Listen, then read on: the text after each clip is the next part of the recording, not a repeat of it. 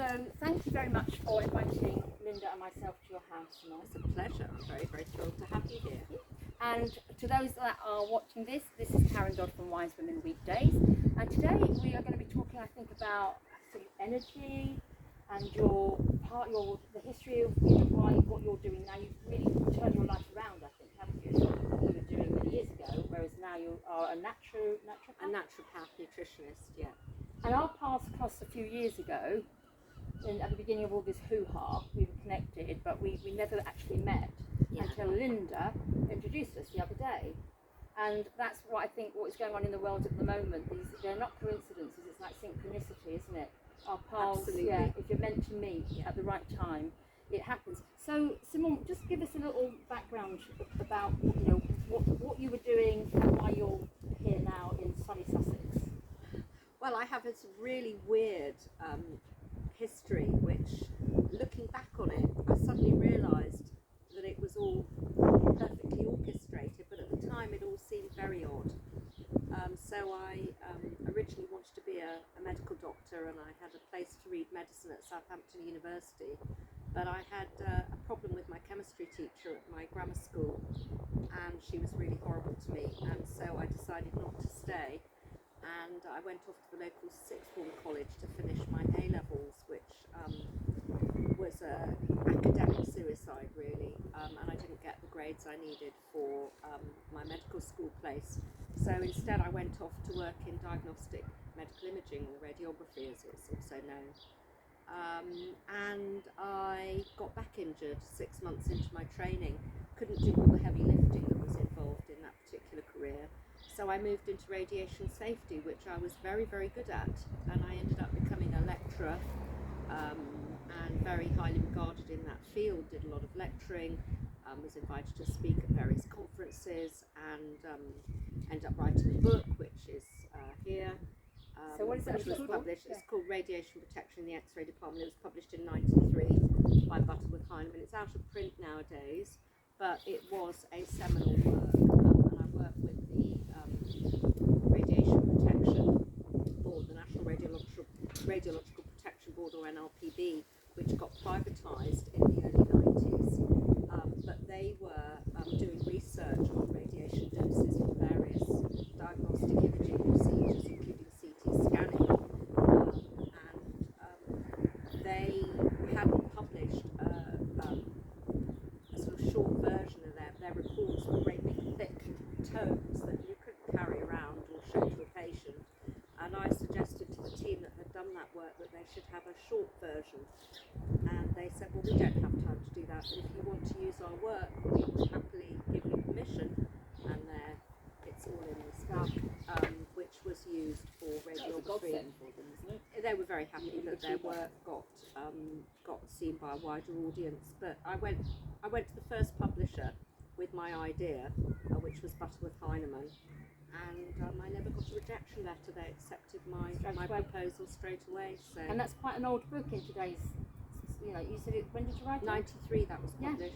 So that's, you knew all this stuff way back Yeah, I was working in radiation safety. I was very interested in the subject, and it was a very, very, it was a subject that was tended to be taught by physicists, but it was being, the information was being given to patients or being given to medical or nursing staff who didn't have the physics background to understand the mathematical way of explaining physics. It needed somebody who could explain it in an accessible way, and that was my gift. I could take physics and turn it into understandable even just language. looking through this, although this is kind of geared to the professionals that you were supporting at the time, I could look at this and make sense of it. Yeah, it's really accessible science, and that's been my sort of superpower all the way through my career. And more recently, I later on went and retrained as a health and safety practitioner. So I worked in radiation safety, then I became a health and safety practitioner. But along that way, I'd headed up various hospital departments, and one of the departments I headed up was a hospital outpatients department. And while I was working there, I'd had irritable bowel syndrome and food allergies all my life. And we had a gastroenterology clinic at the hospital, and these patients were coming in with what I recognised as being very similar to what I had, which was food allergies, and they were being given steroid drugs, and it was quite obvious to me they needed to change their diets in order to improve their health issues, but instead they were told to carry on with whatever they were eating, enjoy what they wanted, and then they'd just be having more and more steroids, and they'd have steroid foam to go up their back passage, and they'd have steroid drugs, and eventually they'd progress from IBS to ulcerative colitis or Crohn's disease or whatever, because they were basically eating foods that didn't agree with them. And that was what inspired me to retrain as a naturopath nutritionist, because I could see I could be really valuable doing that. So that's what I did, and that's so it's how I good ended up. because you've got this scientific background, haven't you? Because I think a lot of people, I mean, I should introduce Linda here, and this is how you two met through being on the same course, is that right? Well, Yeah, at different times. yeah, We're yeah. part So, of a network group of kind of college students, I suppose, from the Yeah. College of Naturopathic Medicine. Yeah. So that's how we that's how we liaised. came to come together. share Yeah, the same kind I of trained interests. there. I started training in Long time ago, didn't 99. I think I first started training. So have things changed in like in the last 20 years? If you were training in Things 99? have changed enormously. So back in 99, 2000, 2001, 2003, it was quite easy to get hold of alternative medicine information. It wasn't hidden, but we didn't have Google back in those days, so it wasn't as if it was easy. But if you knew where to go, so I'd been following a chap called Joseph McCullough, Macola.com, for many, many years, and he was one of my best sources of information, and he would bring scientific papers. There were a few other sources that I followed, and He was quite integrative, wasn't he? yeah, he was always into integrated medicine, because in America you can train as an osteopathic medical doctor, which is what he'd done, and they tend to be a little bit more alternative. And I've been to loads of lectures by people like Patrick Holford, and all the various people who Marilyn Glenville and others, and so I knew the good people to go to. I knew where to get the good information. And then 4 years ago, when the pandemic hit, the people I'd been had trusted for years and years were they were categorised as the disinformation dozen, and suddenly they were being rubbished on. If you went to Wikipedia, for example, you'd get some very derogatory descriptions of these people, and yet I'd been following them for decades. I knew exactly what calibre of people they were, and it didn't make sense to me why their knowledge base is phenomenal, And evidence. and also the way that Joseph McCullough particularly had dedicated it. He'd made it his life's work to get this information up onto the internet, because when I first trained in radiography back in the 70s, unless you worked at a hospital, getting access to medical knowledge just didn't happen. If you went to your local library, there was no medical books. If you went to there was no internet back then. You had to work in a hospital or or go to a bookshop where they were selling scientific or medical books in order to be able to do any kind of research. So it wasn't accessible at all. You couldn't cross-reference. You couldn't cross-reference, you couldn't go and look up the original academic papers. It was literally closed. So there was no going to see your GP, being told you've got XYZ disease and going and researching it. That just wasn't available to anybody. So we were very much at the mercy of whatever level of research and knowledge our medical advisors actually had, and that could be little or none. Yeah. Because as I discovered as I looked into this subject, that the people training medical doctors learnt their doctoring 30 years earlier. So the speed at which medical knowledge advances is incredibly slow, and it seems to have slowed down and gone backwards because... Do you think that's a UK thing, or do you think that's No, pretty worldwide? That's worldwide. That's definitely not UK, it's worldwide for certain. Well, I think that's the thing with the internet, isn't it? We all have access to so much information if we choose to research and also take responsibility for our own health, because I think my mother in particular, you could lift her up and rattle her with the amount of medication she had, and she would always blame the doctor, saying the doctor's given me this medication and it's given me a backache or a rash, so I've gone back to the doctor and he's given me something else and something else. And she would never take responsibility for To be herself. fair though, I think in those days at that age as well, they didn't have access to laptops and computers. And They stuff that didn't we have did. access. And we were all not indoctrinated, because that sounds, but I think I remember being taken to the family doctor, and he did sit down and say, hello Mrs. So-and-so, and how are you to me, and how's the family, and you had 15 to 20 minutes to just chit-chat, and they knew everything. Yeah. And so that it felt like a safe environment, and I don't think there was any intentional kind of, misinformation or anything, but as you say, I think it was limited. But we're from a background where our parents were from a background where that's all they had, absolutely. and to get my mum to come maybe sit and look at an internet and even get to the library, she didn't drive, so, and I think the fact that she did know that there was something kind of, in my case, wrong with medication, or this isn't quite working, and going back to the doctor, she knew that there's a root cause that possibly wasn't being addressed, but didn't have the academia or the knowledge base to know what to do with that gut feeling.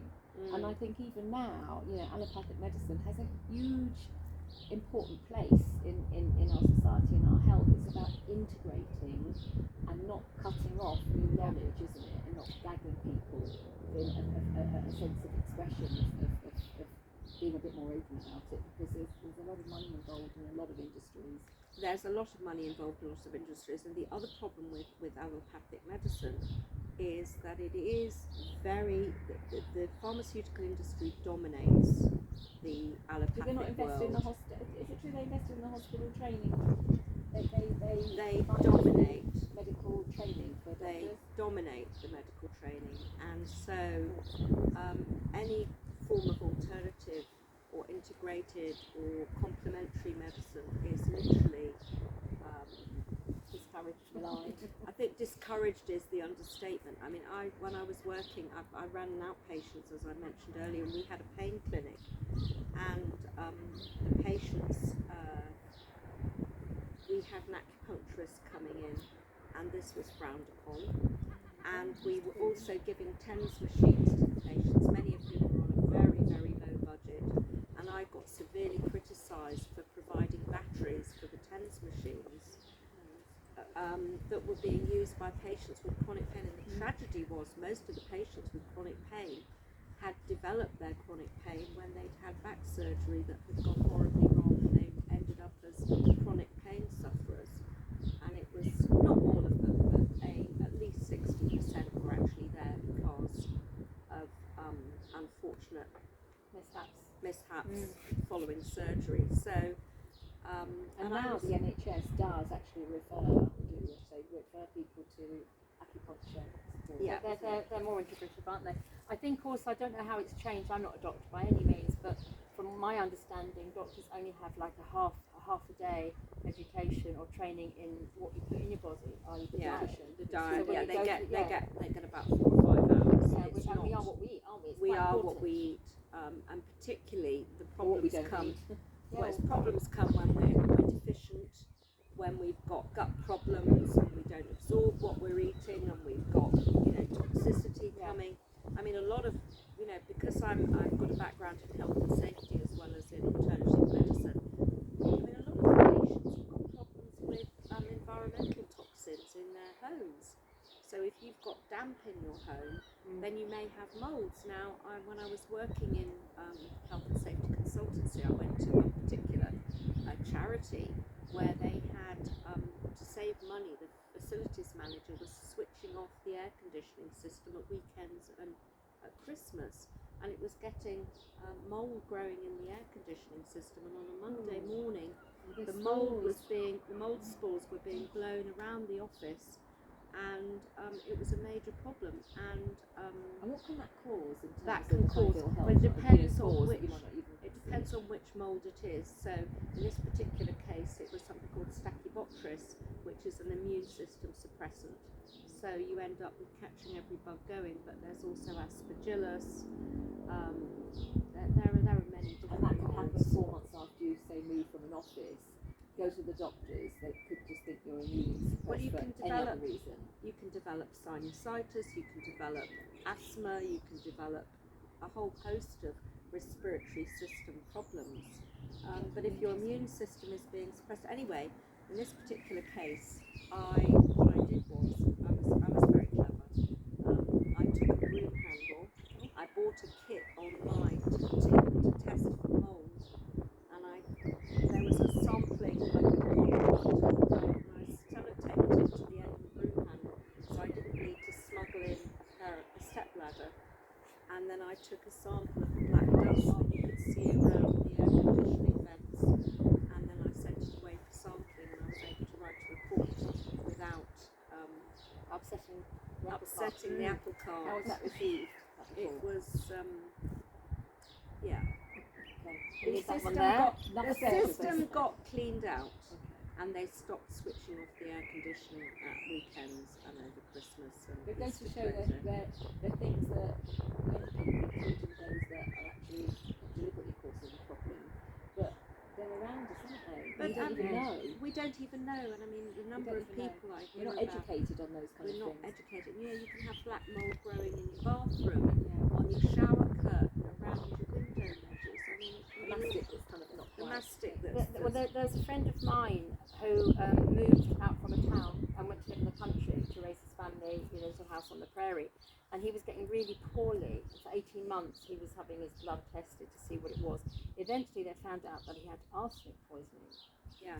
And through the water. So automatically you assume, is it, you know, because you're drinking the water? He said, no, it's from when he's an outdoor sort of guy. He's on the ground fixing things, making things, mending things, and the splash of the water in this very rainy weather we've had recently was going into his skin, and that's how he was getting Absorbing this it toxic, through the skin. So yeah, absolutely. Now he's gone out to live in the country to get away from all the fumes and stuff. And we said, so where has it come from? And he said it's actually come from the rusty farm equipment that the farmers just leave. And you know the rust goes into the water Through and the rain. Through the rain. He had to tell the whole village. And that must be absorbing. That must be being absorbed by plants as well, no? Yeah, well, possibly. Yeah, possibly. He felt duty of care. He needed to tell the whole village that we're being infected by arsenic poisoning because of you leaving your rusty equipment. And they sort of replied to, or you be living in the country, then that's what you've got to put up with. That was it. It's like they knew they're not going to do anything about it. It's just another interesting aspect of how I we're not remember- reaching, how our education isn't reaching who it needs to reach, basically, So, isn't it? when- Kind of sad. When I was living in London, they changed all the the street lights, and I don't know what's coming out of these street lights, but I was picking up some quite high radiation readings on the equipment that I use, and so I put a whole load of protective, I put copper curtains over my windows and special metal film over the windows, and it was quite astounding, but I had a good few meters between me and this lamppost, but round the corner from me someone had built an extension, and they had about under a metre between the window and the lamppost. Okay. Because of the extension that had been built. And I remember going round and knocking on the door of this neighbour and saying, I think you want to consider radiation exposure through this window. And they looked at me like I was stark raving mad and told me to go away. Well, that's why I think it's really Drop that off, important. didn't they? Letterbox. It's really important that people know your background, because you come from this, as you know, you're trained in it. You've So got you the know, credentials you to- know what Yeah. you're talking. And a lot of people these days think we're bonkers when you're talking about the phones. I mean, we were out the other day, actually, weren't we? And you mentioned to the waitress she had her phone in her pocket. Yeah. I was telling the waitress that she had her phone actually in her pocket, right next to her pelvis. She was a young woman.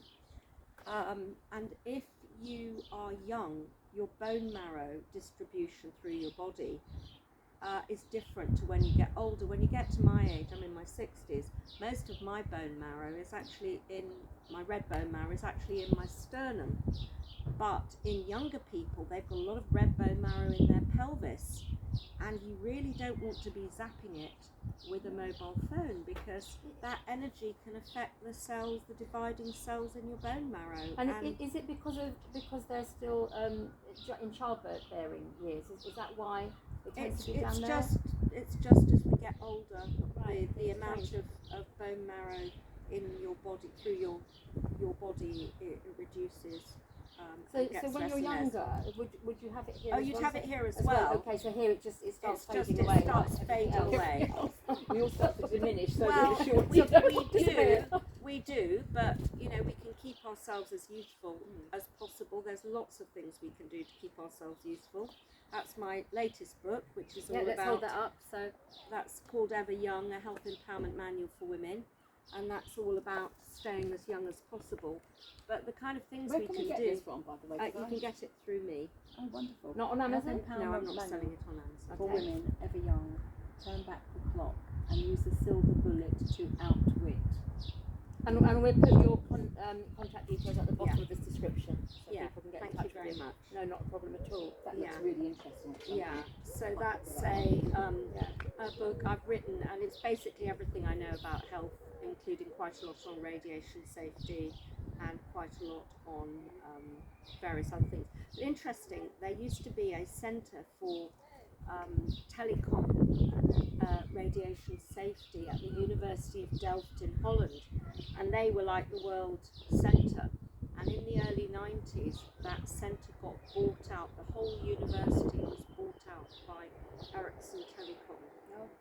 So they don't Reason for seem that, to have isn't taken telecom safety as a priority these days, and I'm not really sure why.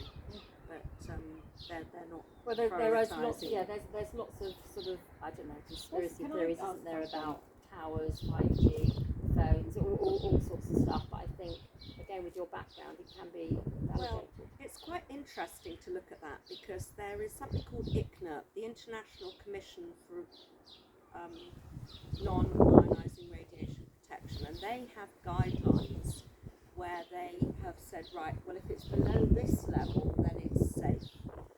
But their guidelines stipulate that anybody who's got a metal implant is in deep trouble, because they specifically exclude anybody with an implant. So if you've got a pacemaker, if you've got a tooth thing?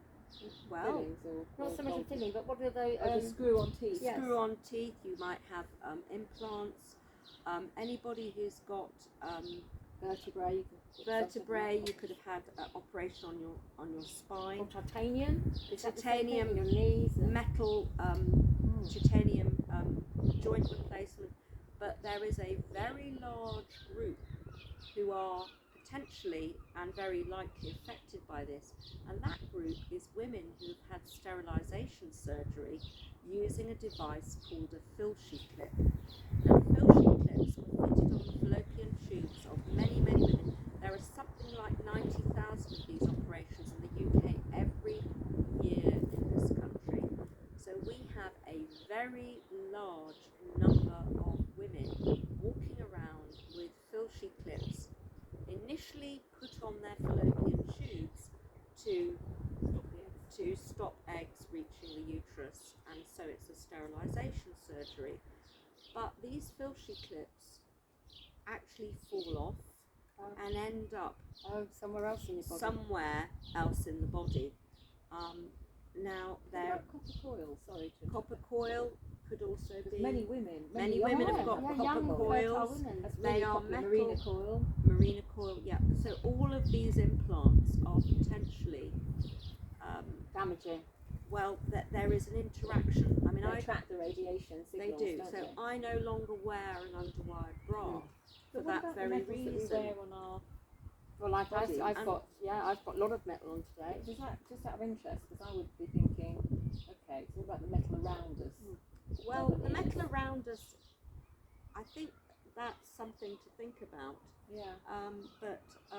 There's a degree of sensitivity, isn't there, as well? Yeah. Because I've met so many people, if they come into an area and they go, oh, I can feel the Wi-Fi's on, turn the Wi-Fi off, or whatever, because they're just sensitive, and they get tinnitus, or you know. Yeah, a lot of people of get stuff. tinnitus, absolutely. So I was just thinking, I suppose the metal around us, if it is a problem, is attracting some, but the metal in us, or in some people, is attracting it through or your metal body. that is actually firmly pushing. It's going to go through the skin. It's firmly pushing against.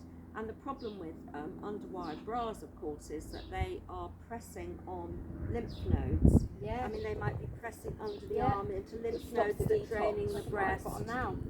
Yeah. So you can Take bras off, actually, darling, shall we? you can actually get very good bras, Yes, even for any size, that don't have metal in them, which is and something to think again, about. talking about phones, I used to, but shoved the bra down the bra. That is, I've seen actually images of women who've got rectangular tumour patterns from sticking the phone down there. And the breast tissue is highly radiosensitive. It's glandular tissue, and because we women are cyclical, and we have our hormone cycle, even when we're no longer menstruating, we have a hormone cycle which is still there, and it may not be enough to cause a monthly bleed, but there's still a cycle going on. It's not just going to stop, is it? Because It's not going to stop, and so that tissue is very active, and it's tissue that's active, and actively, the cells are actively dividing that are sensitive to any kind of radiation. Be it ionizing or non-ionizing. Now, there is considered to be a difference between ionizing and non-ionizing, and that difference is arbitrary.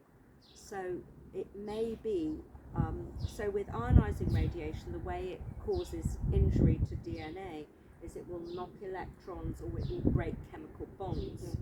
But with non-ionizing radiation, what it can do is influence the calcium channels. And when let's say a muscle, the way it contracts is calcium, and the way it relaxes is magnesium.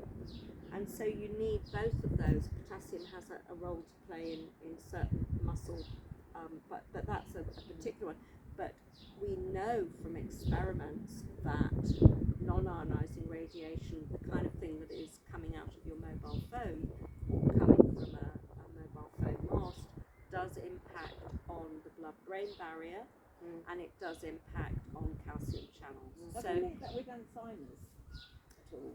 Well, the blood-brain barrier, is that too early research? Blood-brain barrier, if you've got circulating toxins in your blood, if your blood-brain barrier is going to be interfered with, then those circulating toxins are more likely to get into the brain and cause damage. But aluminium, and I've followed the work of Professor Chris Exley, who was at the University of Kiel. He was, he's still very much working, but he's no longer at Kiel because the university wouldn't allow his research funding to be accepted anymore, so he's had to go outside of academia. But he identified that the reason aluminium gets into the brain is that immune cells pick up aluminium. For example, if you've just had a vaccine, the aluminium adjuvants that are used in a lot of vaccines gets into the immune cells, and unfortunately, if your brain is then inflamed because some has crossed the blood-brain barrier, then those immune cells rush to assist the inflamed cells, and they bring their payload of aluminium with them. And that's they've been able to show through. They published some papers showing this is how it works. So what could be, top tips kind of like to protect yourself from a mobile phone that we all tend to need really? The cleverest thing you can do is switch it on airplane mode. If you're going to be carrying it around with you, have it on airplane mode when you're not using it. That will reduce. Many people travel on London Underground, for example, and wonder why their phone goes flat. Well, it's because it's busy searching for a satellite signal, or a mobile cell signal, and you're deep underground, well, of course it's going to go flat. But while it's going flat, it's zapping your body with a lot of electromagnetic radiation. Can that contribute, do you think, to like lethargy and that feeling of fatigue? You know, even if people in their late 20s just feel more tired than you do, we're putting it down to just this busy world. But could it be things like that, trying to draw from you? It could be. It could be. I mean, you know, toxicity can make people very lethargic and tired. I mean, there are many causes for that. It's Well, not that's going to be. because your body is trying to protect itself, isn't it? Body's trying to protect itself. And when you sit airplane mode, what about that? When you go onto an airport and they make you do that, you go through that little, you can say no. I have said no. You can say no. I have said no. I didn't miss my plane. I allowed a lot of time for it. Yeah, you have to allow extra time. But will it zap you? You're being radiated by this. The information on that technology is a lot of this technology. The reason it's so difficult to research is that it is military grade technology, and so I cannot answer that question. But I would leave extra time, and I don't want to, you know, I'm not taking arsenic or cyanide poison voluntarily as part of my lifestyle. Yes. So what happens when you do say no? Because I can tell you, because I did that. This was a few years ago, before there were so many of them, and they said there is going to be one of these at the end of each thing that you go through. It's going to be the norm. And they made me sit there for like 20 minutes while they took me into a separate room and had a check. I didn't have to take any clothes off or anything, but I had to sign something, say, have I agreed to this? And I said, no, I haven't agreed. I've kind of been forced into doing it. And went into the room, and they said, well, you know, we haven't got anybody at the moment. Are you sure? You can just walk through that. But it was a test for me to see how far I could go with it. And then, they just did a check. They looked in my pocket. I didn't feel intimidated because I thought, you can't mess with me. But I had lip salve, Listex or something. I had it in my pocket, and they took it out. I haven't got any on there now. And they took it out, and they sort of went like that. And I said, oh, can I put some on? I said, no. And they said, and it's just Listex, you can see, or whatever it was, it's lip salve. And off they went, and they took it through the machines, and I couldn't touch it, and I had to wait another 10 minutes or whatever. And they probably threw it away. Well, no, they did bring it back, actually. They did bring it back once they had zapped it through their machine, and then off I went on my holiday. And for me, it's like research. You know, as I said, I did this many years ago to see what it is to say no. And it's worth. I think it is, but also an extra half an hour it is. Or not wear the underwire bras, not wear dangly earrings, take on the shoes. I think take everything off. So sometimes you have to go through that. Make you go through that regardless. Yeah, I know. They do. And you are wondering what they're doing. How can they see through you? Exactly. I'll tell you what is useful though. I went somewhere on holiday, and I just talked to a friend who said he will never go on an airplane again for various reasons. I think partly it is not fun travelling anymore. It used to be fun. Now it's a bloody nightmare and very stressful. But I had a phone charger like you have here, and you can only take certain phone chargers of a certain capacity. If they're too many, whatever they are, the battery is a big battery, I don't think they let them go through when you read the small print. And every time I went through one of these, thingies, control checkouts, they were checking, they were looking back, they really investigated it, and it actually delayed me, and I thought, oh my God, what have I done? I got a thingy bag, or what do you call those? Oh my God, I've forgotten the name of it. Faraday. I got a Faraday wallet, which I had in me, a Faraday wallet, so I just shoved it in the Faraday wallet. I didn't even pick it up the next time. I didn't even pick it up. So the Faraday cages, the Faraday wallets, they do work. Not that we can walk around in a Faraday cage. Those are those black kind of almost like nylon ones. Yes. Do they stop the messages going in and out. Yes, radiation.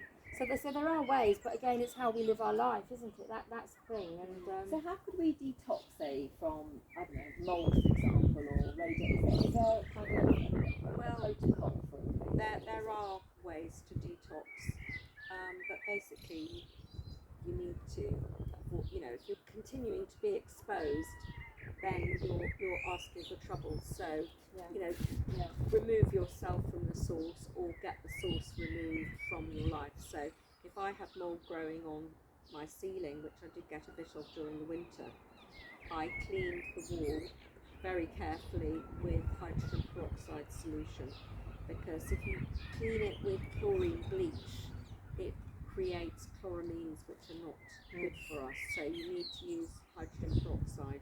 It's quite difficult to get hold of hydrogen peroxide nowadays, but you can buy it online very easily and inexpensively. And it's best to buy food grade, because then you can use it for things like washing. Actually, there's also, you know, with pesticides, if you can't afford organic, well, saying that even organic can have, you know, Or drift. toxic. It can have drift, or it can have... or they still, you know, be grown in organic oil, but they put some kind of pesticide on it. But there's a way, isn't there, washing them to make sure that, not just washing them, but putting something with them.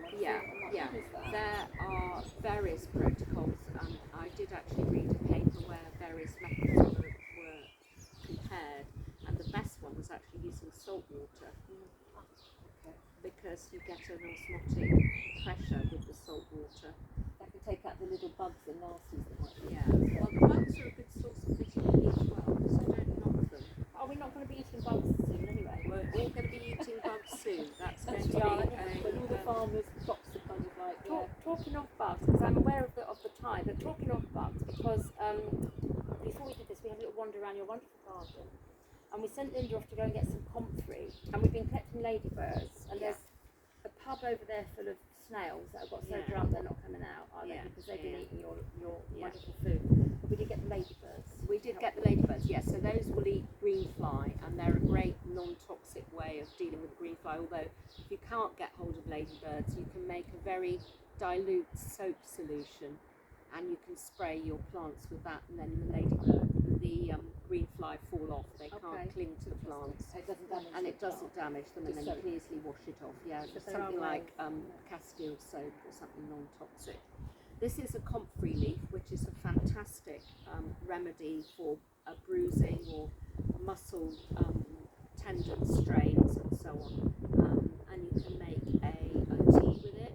It's good for broken bones as well, but if you're going to break a bone, make sure it's set properly, because once you take this, the bone will heal very, very quickly, and if it's not been set, then you're going to end up having to have it rebroken in order to set it correctly. So this is a very powerful bone healing plant. It's very easy to grow. I've got loads of it growing. It takes over gardens. It's a weed, isn't it? Well, it is seen as a weed, but it is the most wonderful medicine. It's great for, you can put it into toothpaste to stop your, to help avoid losing your teeth. Is it antibacterial? It's not antibacterial, but it's very good for supporting bone strength and bone solidity.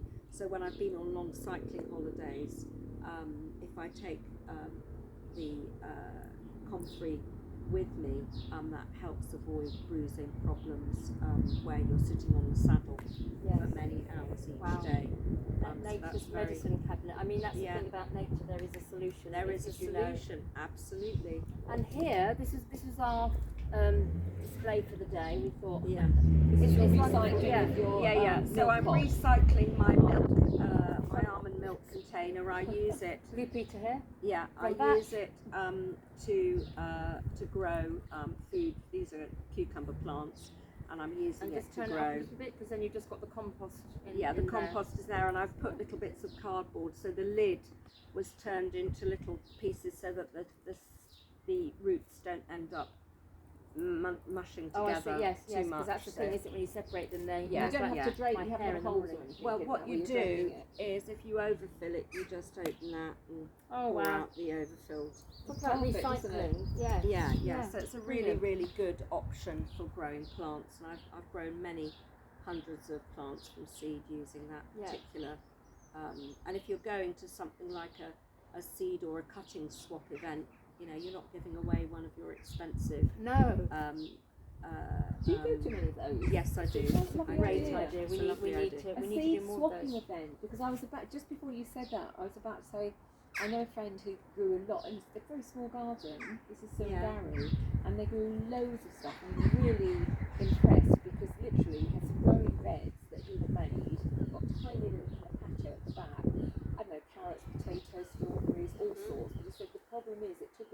3 or 4 years of thinking I've got so many carrots I don't know what to do with them, or I haven't got enough because they come at all different times. But Yes. you just swap things. Yeah, you swap things. If And the you've got seeds. too much of something, and then you can juice what you're not Network. using. So I've got That's loads of what kale growing, and I use we it for need juicing. to do a more of it. community of that. Yeah, Doesn't we have to need just to. be- We need to grow our own food, as you are doing. And learn from each I'll other. give you somebody to interview who's set up one of these seed swapping things that's spreading all over Sussex. Superb, great. So I'll Lovely. give you her details. Thank and you. I'm sure she'd love to do an Thank interview you. with A you. little chit chat. I think we should wind down now because we're probably Okay. going up to an hour. I don't know. I never really just go with the flow. Is there anything you guys would like to say to close? Well, really, the thing is that our bodies are like a boat. We can take a certain level of toxicity and harmful influences, and our bodies will be fine. And then we get to a certain level where the boat starts to sink below the waterline, and then you're bringing on, and then you become ill. So the important thing is to keep bailing out, eat healthy, reduce the toxic load on your body, eat as healthy as you possibly can, eat fresh, organic, that's not got a side serving of glyphosate and other pesticides, and limit your alcohol, limit the pharmaceuticals that you use, and then your ship will sail very happily. Our vessels.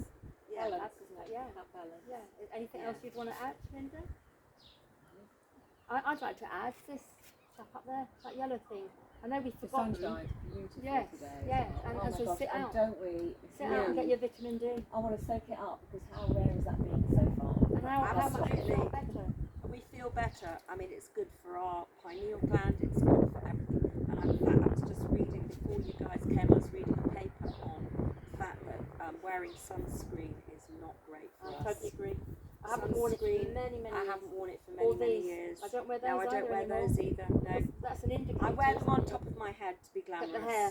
Keep my hair out my Well, we eyes. did a glamorous video just before this with scarves and things. We didn't did So, a glamorous video which with maybe scarves. We'll put on later. Yeah, Then we need to have the glasses. Yes, Yeah. the glasses and the car. yeah. But the not that, car. not anyway. Not with the- that knot thing outside the car. So thank you so much, Simone. It's a pleasure. Well, thank you for coming It's a pleasure. to Pleasure. decorate my garden. God bless you. It's Decorate. lovely to How be. lovely. Oh, It's just lovely watch to Little be- wallflowers here. Can we go down the pub in a minute? Yes. Yeah, And thank well- you, Linda, for joining. Yeah, thank you, Linda, for joining, and thank you for Okay. introducing us to Yes. each other, which I'm really is pleased I did. yeah. Super. Yeah, that's So really we're going to lovely. say goodbye to everybody. So you've Goodbye. been watching Linda, Simone and Karen Dodd on Wise Women Weekdays. If you do have a comment, please put that in the description.